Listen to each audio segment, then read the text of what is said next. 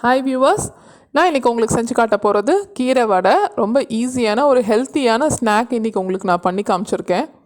இதை ட்ரை பண்ணி பாருங்கள். தேவையான இன்க்ரீடியன்ஸ் இங்கே கொடுத்துருக்கேன். இந்த பவுலில் ஒரு 2 கப்பு கடலைப்பருப்பு எடுத்து நல்லா ஒரு 2 மணி நேரம் நல்லா ஊற போட்டிருக்கேன். இப்போ அந்த ஊற போட்ட கடலைப்பருப்பை ஒரு மிக்ஸி ஜாரில் ஆட் பண்ணிக்கிறேன். நல்லா ஊறி இருக்கணும் கடலைப்பருப்பு. இந்த மாதிரி மிக்ஸி ஜாரில் ஆட் பண்ணிவிட்டு அடுத்தது நான் ஒரு 2 டேபிள் ஸ்பூன் சோம்பு ஆட் பண்ணியிருக்கேன்.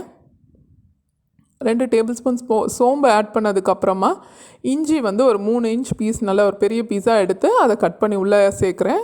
அப்புறமா காரத்துக்கு ஒரு 10லேருந்து 12 காஞ்ச மிளகா சேர்த்துருக்கேன்.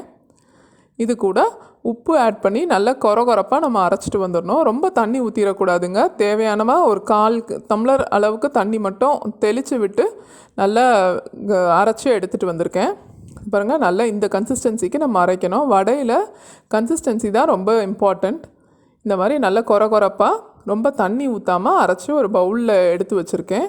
இது கூட கீரை, நம்ம அலசி எடுத்த கீரையை, முருங்கைக்கீரையை இதில் ஆட் பண்ணி நல்லா மிக்ஸ் பண்ணி விடுறேன்.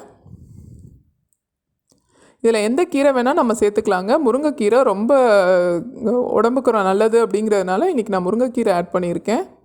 பாருங்கள், இந்த மாதிரி மிக்ஸ் பண்ணி விட்டுட்டு ஒரு டீஸ்பூன் பெருங்காயம் ஆட் பண்ணி நல்லா மிக்ஸ் பண்ணிவிட்டு வடையை நம்ம தட்ட ஆரம்பிச்சிடலாம். ஒரு கடாயை வச்சுட்டு அதில் எண்ணெய் காய வச்சுக்கலாம். இந்த மாதிரி நம்ம வடை ஷேப்புக்கு நல்லா மெல்லிஸாக தட்டி நம்ம வடை நான் போட்டிருக்கேன். நம்ம கொஞ்சம் திக்காக வேணும் அப்படின்னு நினச்சா அந்த மாதிரி போட்டுக்கலாம். நாங்கள் நல்லா மெலிசாக போட்டால் நல்லாயிருக்கும் அப்படின்னு நினச்சி நான் இந்த மாதிரி நல்லா தின்னாக வடை மாதிரி தட்டியிருக்கேன்.